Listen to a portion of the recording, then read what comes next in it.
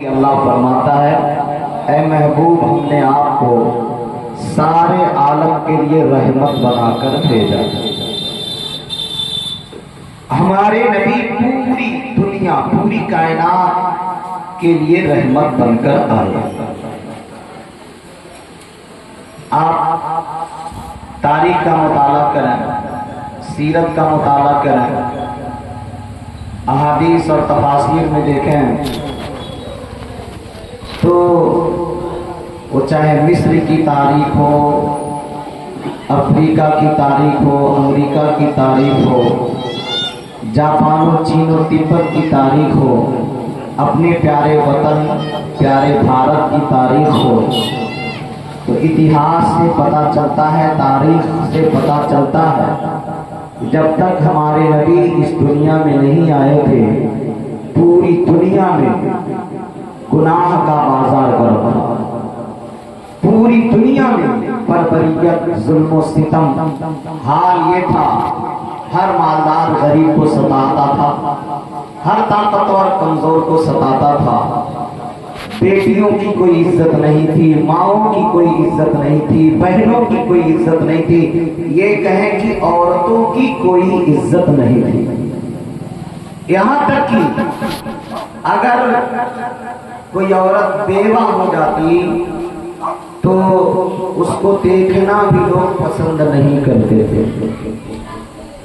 عرب کی سرزمین پر ایک بڑی ہی گندی حرکتیں لوگوں کے اندر تھی، عورتوں پہ اتنا ظلم ہوتا تھا، جو عورتوں کی ایک اللہ کی طرف سے ایک بیماری کہیے یا ان کے بدن کے فٹنس کے لیے، ان کے بدن کی درستگی کے لیے اللہ نے ایک بیماری ان کے اندر رکھی ہے جو ہر مہینے میں پیدا ہوتی ہے۔ ہر مہینے میں عورتوں کو بیماری ہے، اور جب وہ ہر مہینے میں عورتوں کو وہ پیریڈ آتا، اتنے بڑے ظالم تھے وہ لوگ، عورتوں کے لیے باہر ایک مکان بنایا جاتا تھا چھپر کا، اور جب تک وہ ناپاک رہتی تھی اس کمرے کے اندر اس عورت کو بند کر دیا جاتا تھا، اس سے ہاتھ کے نہ کھایا جاتا تھا، نہ پیا جاتا تھا، نہ اپنے بستر پہ سلایا جاتا تھا، نہ اپنے پاس رکھا جاتا تھا۔ یہ ظلم ہو رہا تھا عورتوں کے ساتھ۔ اپنے پیارے مقدس تاریخ اور قرآن اور احادیث کی روشنی میں آپ سنیں گے انشاءاللہ، بہت لمبی نہیں تقریر کروں گا، مختصر کروں گا، لیکن کچھ نہ کچھ معلومات دے کر کے جاؤں گا۔ اپنے پیارے بھارت کو دیکھ لیں، ایک وقت ایسا گزرا ہے جب نئی نویلی دلہن کا اگر شوہر مر جاتا تو شوہر کی چتا پر اس عورت کو جلنے کے لیے مجبور کیا جاتا، جسے ستی پرتھا کا رسم کہا جاتا تھا۔ عرب کی سرزمین پر کچھ قبیلے تھے، ہر قبیلے میں یہ پوری رسم نہیں تھی، کچھ قبیلے تھے جس میں لڑکیوں کو زندہ دفن کر دیا جاتا تھا۔ یہ ظلم ہو رہا تھا۔ مصر کی سرزمین پر اللہ اکبر، ہم نے تاریخ کا مطالعہ کیا تو مصر میں یہ ظلم ہو رہا تھا۔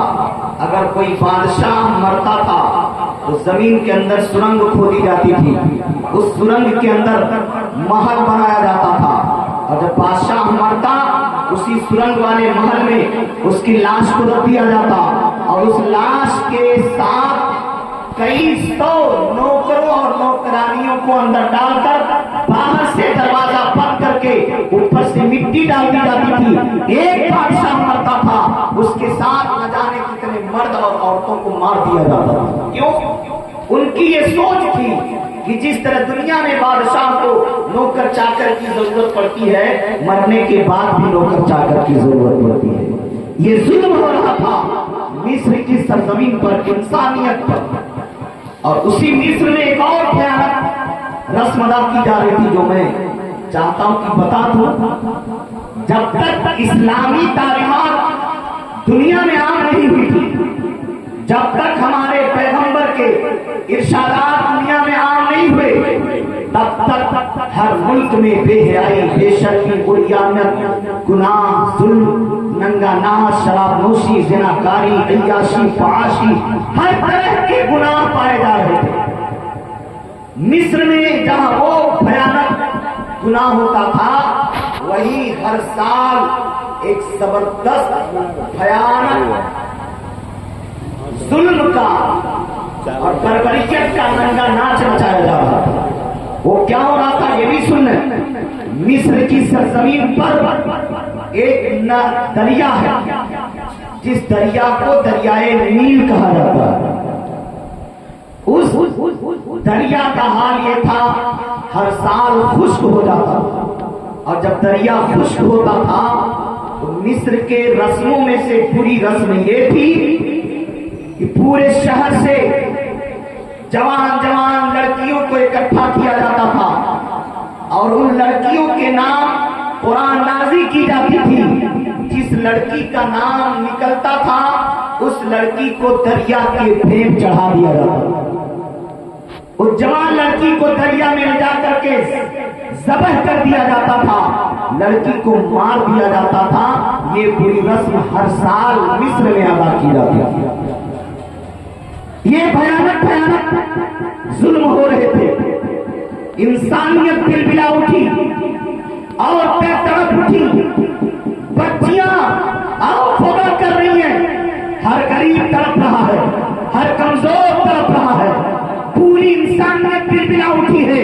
اے پروردگار، کب تک یہ عورتیں اپنے پتیوں کے چتا کے ساتھ چلتی رہیں گی؟ اے پروردگار، کب تک یہ چھوٹی چھوٹی بچیاں زندہ زمین میں دفن ہوتی رہیں گی؟ اے پروردگار، کب تک غریبوں کو مارا جائے گا؟ کب تک غریبوں کا حق نہیں دیا جائے گا؟ اے پروردگار، کب تک ماؤں کو ستایا جائے گا؟ کب تک باپ کو ظلم و ستم کا نشانہ بنایا جائے گا؟ کب تک مال غریبوں کو ظلم و ستم کا نشانہ بنایا جائے گا؟ کب تک مصر کی سرزمین پر ہر سال ایک جوان لڑکی کو پھینک چڑھایا جائے گا؟ اس ظلم کو اے پروردگار کب خاتمہ ہوگا؟ اللہ نے فرما دیا، اے غریبوں، اب تمہیں تڑپنے کی ضرورت نہیں ہے، اے کمزوروں، اب تمہیں آنسو بہانے کی ضرورت نہیں ہے، اے ہندوستان کی عورتوں، اب تمہیں اپنے پتی کے چتا پر چلنے کی ضرورت نہیں ہے، اے عرب کی بچیوں، اب تمہیں زندہ دفن ہونے کی ضرورت نہیں ہے، کیونکہ میں نے اپنا پیارا محبوب پوری کائنات کے لیے رحمت بنا کر بھیج دیا۔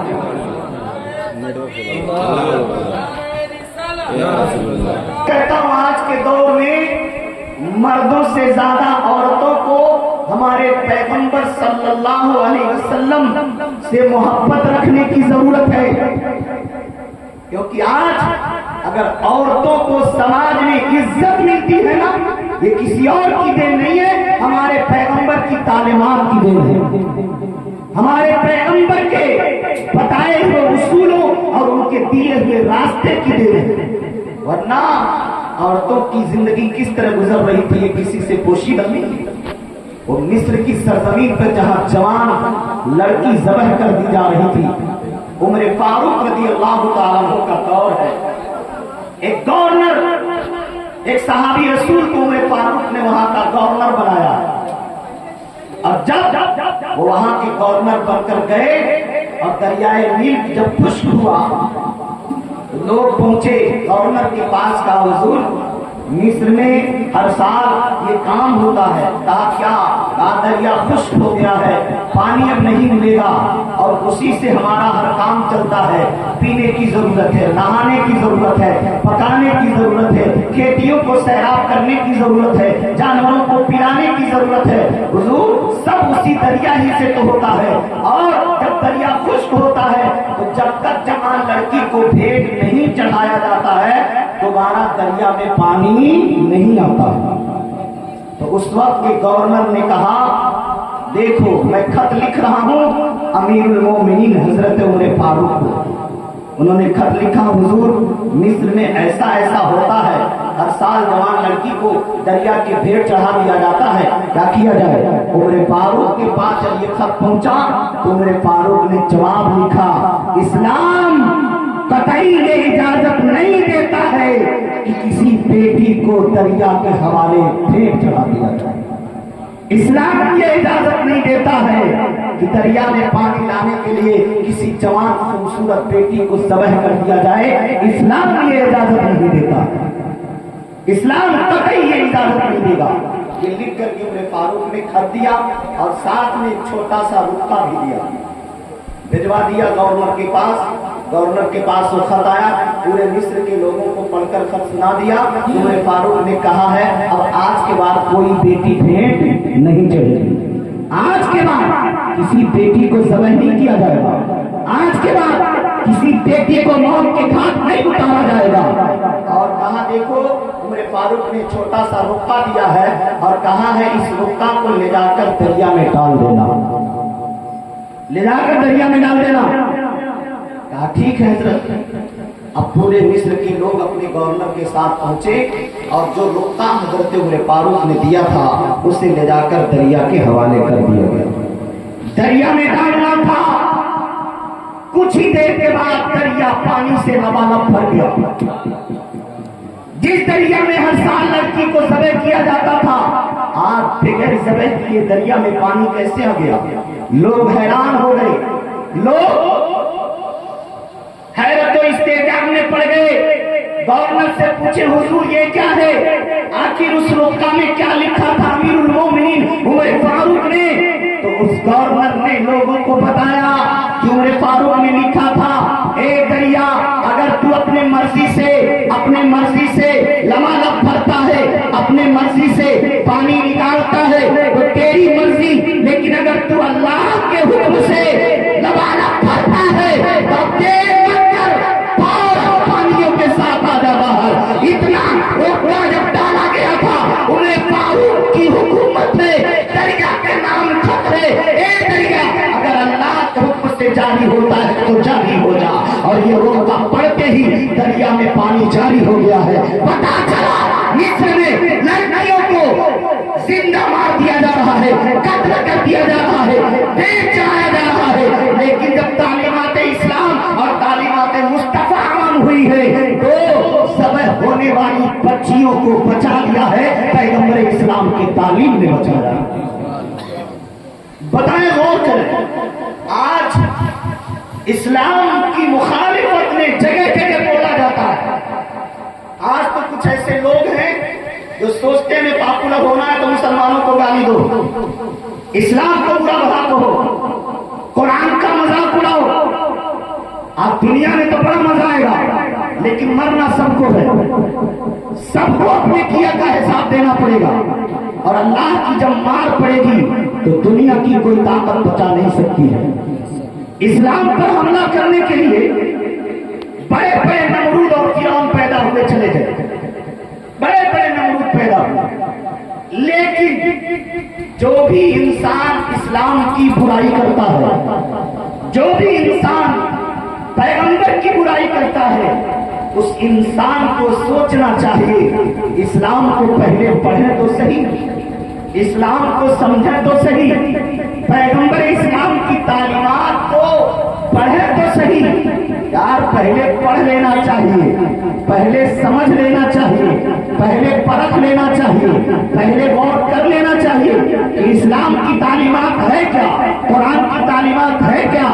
बेटियों को, बहनों को, भाइयों को, माओ को, बाप को, पड़ोसी को, रिश्तेदार को, सबका अगर किसी ने बताया है तो इस मजहब इस्लाम ने बचाया है, बताया है, कुरान की तालीम ने बताया।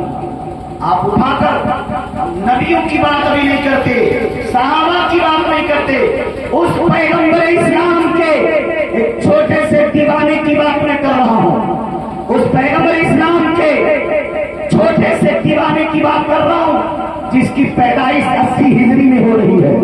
वो कौन है? वक्त का इमाम जिसे आज पूरी दुनिया इमाम आजम अबू हनीफा के नाम से जानती है।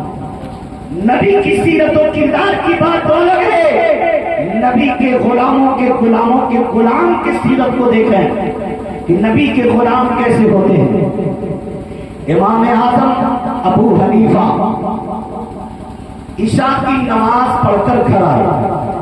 जब घर आते हैं اور جب اپنے گھر کے اندر قدم رکھے تو بچوں کے رونے کی آواز آئی. جب بچوں کے رونے کی آواز آئی امام اعظم ابو حنیفہ رک گئے. گھر کے اندر نہیں گئے, واپس آ گئے اور غور کرتے کہ کہاں سے رونے کی آواز آ رہی ہے. تو پتا چلا امام اعظم کے پڑوس میں ایک یہودی رہتا تھا, اس یہودی کے بچوں کی رونے کی آواز آ رہی تھی. بچوں کے رونے کی آواز آ رہی تھی. امام اعظم اس یہودی کے دروازے پہ گئے, دروازہ کھٹکھٹایا, اور جب دروازہ کھٹکھٹایا اندر سے گھر کا مالک آیا. کہا کہیں کیا بات ہے؟ کہا ایک بات بتاؤ, کون رو رہا ہے تمہارے گھر میں؟ تو کہا میرے بچے رو رہے ہیں. کہا کیوں رو رہے ہیں؟ کہا دو وجہ سے میرے بچے رو رہے ہیں. کہا کیا وجہ؟ کہا ایک وجہ ہے کہ میرے بچے اندھیرے سے ڈرتے ہیں اس لیے رو رہے ہیں, اور دوسری وجہ یہ ہے کہ میں اتنا غریب ہو گیا ہوں کہ میرے گھر میں کئی دن سے چولہا نہیں جلا ہے, کئی دن سے میرے بچوں نے کھانا نہیں کھایا. ان دو وجہوں سے میرے بچے رو رہے ہیں. امام اعظم سنتے ہیں تڑپ گئے.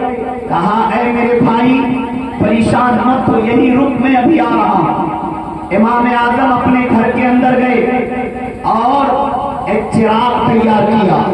وہ زمانہ بجلی کا زمانہ نہیں تھا, وہ زمانہ الیکٹرانک کا دور نہیں تھا.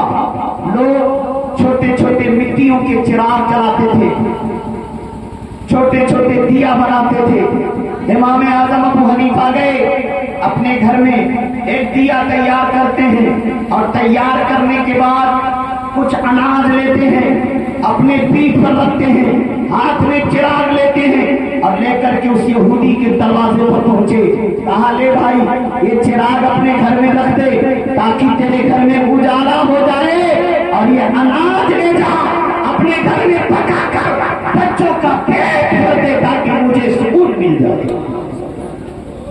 امام اعظم ابو حنیفہ وہ چراغ اور اناج دے دیے اور کہا میرے بھائی میں ہر روز تیری مدد کے لیے آؤں گا, لیکن دن میں نہیں آؤں گا, رات میں تیری مدد کرنے آؤں گا. کہا کیوں؟ کہا اس لیے کہ پورا علاقہ جانتا ہے کہ تو مجھ کو اپنا سب سے بڑا دشمن سمجھتا ہے. پورا علاقہ جانتا ہے تو مجھے گالی دیتا ہے, پورا علاقہ جانتا ہے تو میرے پیغمبر کی برائی کرتا ہے, پورا علاقہ جانتا ہے تو میرے مذہب اسلام کی برائی کرتا ہے. اس لیے اگر ایسے وقت پہ آؤں گا کہ لوگ مجھے دیکھیں تو لوگ تجھے تانا دیں گے, تجھے کہیں گے